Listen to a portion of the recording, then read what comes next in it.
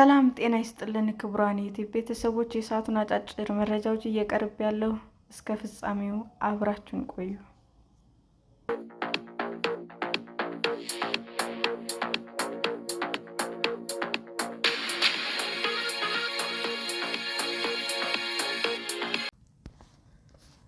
አትሌት ደርቤ ወለተጂ ከአበረታች መድኃኒት ጋር በተያያዘ ለ2 ዓመታት ታገደች። የመካከለኛ ርቀት ተወዳዳሪ አትሌት ደርቤ እንደ አውሮፓውያን አቆጣጠር የካቲት 2025 የአበረታች መድኃኒት ምርመራ ናሙና ለመስጠት ፈቃደኛ ባለመሆኗ በስፖርት ግልግል ፍርድ ቤት ለ2 ዓመት ከማንኛውም ስፖርታዊ ውድድር ታገደች። አትሌቷ ናሙና ለመስጠት ፈቃደኛ ካልሆነችበት ጊዜ ወዲህ ያስመዘገበችው ውጤት እንዲሰረዝ ሲልም ውሳኔ አስተላልፏል። ደርቤ እንደ አውሮፓውያን አቆጣጠር መጋቢት 2025 ላይ በናንጂንግ ቻይና በተካሄደው የዓለም የቤት ውስጥ ሻምፒዮና ሁለተኛ በመውጣት የብር ሜዳሊያ ያገኘችበት ውድድር በዚህ ውሳኔ ምክንያት ከሚሰረዙት መካከል ሆኗል።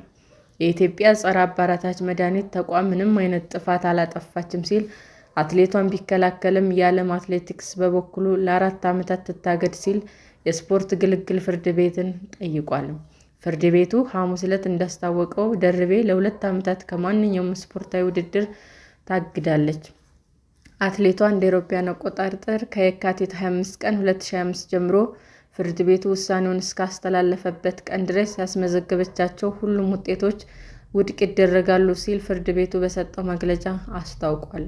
በፍርድ ቤቱ የተሾሙት ብቸኛ ዳኛ ደርቤ ለናሙና ለመስጠት አለመቅረቧን በተመለከተ አሳማኝ ምክንያት ማቅረብ እንዳልቻለች ቢያረጋግጥ ግን ሆን ተብሎ እንዳልተፈጸመ አረጋግጧል ብሏል።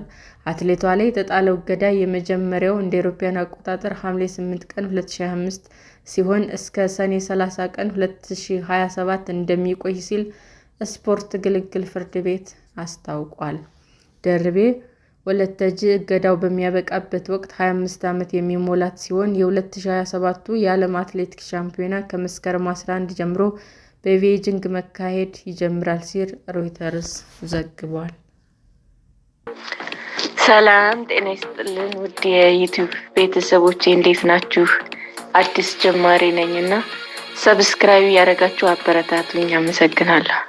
የዩቲዩብ አድማጮቻችን ለሰዓቱ ያቀረብኩላችሁ አጫጭር መረጃዎች ይህንን ይመስል ነበር። በሌላ መረጃ እስክንገናኝ ሼር፣ ላይክ፣ ሰብስክራይብ እንዲሁም ቢቀርብልን የምትሉት መረጃ ካለ ኮሜንት እያደረጋችሁ ቸር ቆዩን።